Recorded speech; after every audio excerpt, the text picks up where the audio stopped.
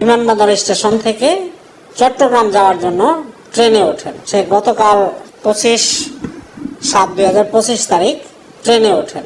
বৃহস্পতিবার সন্ধ্যায় বিমানবন্দর স্টেশন থেকে ভুল করে উঠে পড়ে মেয়েটি। সেই ঢাকাগামী ট্রেনের জন্য প্ল্যাটফর্মে অপেক্ষা করছিল মেয়েটি। সে ভাবছিলেন যে এই অপেক্ষারত যে ট্রেনটা এটা চট্টগ্রাম যাবেন। লোকেরা বুঝাইছে ট্রেন আসলে তুমি পাঠা দিও। আচ্ছা, ট্রেন আইসে আইসা পুইরা এখানে ট্রেনে গেছি দুজন পিছনে আর একজন সামনে।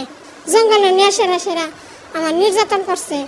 সামনে যে সেরা ডিল মেরে আমার ফালা দিছে। ফালা সেরা আমার ট্যাং ধুইরা আমার একসায়া জঙ্গলে নিছে।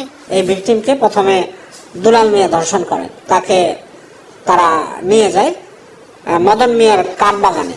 সে সময় 3 যুবক কৌশলে তাকে পাশের একটি বাগানে নিয়ে সংঘবদ্ধ ধর্ষণ করে। এটা তো চট্টগ্রাম নয়, এটা টাঙ্গাইল। তা আমার নামা দিছে। এর আগে আমি 2 ঘন্টা আমি ঘুমাই গেছি গা। আর আমার সজাগ করছে, কপু তুমি কই যাইবা? আমি চট্টগ্রাম যাবো। 10টার দিকে ট্রেনটি টাঙ্গাইলের ঘারিন্দা রেল স্টেশনে থামলে ঘুম ভাঙে তরুণীর।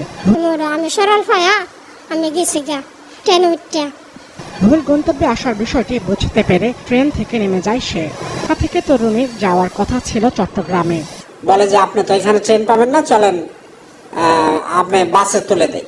তারপর আমি বই পাইছি, আমি স্যারের কাছে আমি বলছি কথা। এক পর্যায়ে সেখান থেকে পালিয়ে এসে বিষয়টি জিআরপি থানায় জানায় ভুক্তভোগী। সকালে তুমি কয়ে না পুলিশের কাছে যদি বলো তা আমি তোমার শেষ করে নাম। বাইরে জিজ্ঞাসা করছি মুরব্বীরা, আমি কইটা কোথায় দেব? উনি বলছে ডাইরেক্ট চট্টগ্রাম দেব।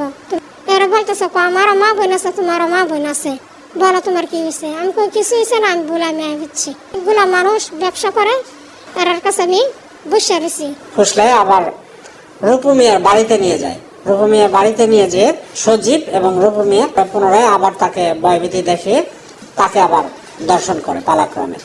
দুলাল, সজীব, রূপু মিয়া এই 3 জন আসামি ভিকটিম এবং আসামি বর্তমানে আমাদের কাস্টডিতেই আছে। আমরা আইনগত ব্যবস্থা নিচ্ছি। শুক্রবার সকালে অভিযান চালিয়ে অভিযুক্ত 3 বখাটেকে গ্রেফতার করে জিআরপি পুলিশ এবং আমাদের টাঙ্গাইল সদর থানা পুলিশ যৌথ অভিযান করে এই দুলাল মিয়া, সজীব মিয়া এবং রূপু মিয়াকে গ্রেফতার করে পুলিশ। ভুক্তভোগীকে পুলিশের হেফাজতে নিয়ে ডাক্তারি পরীক্ষা করা হয়েছে।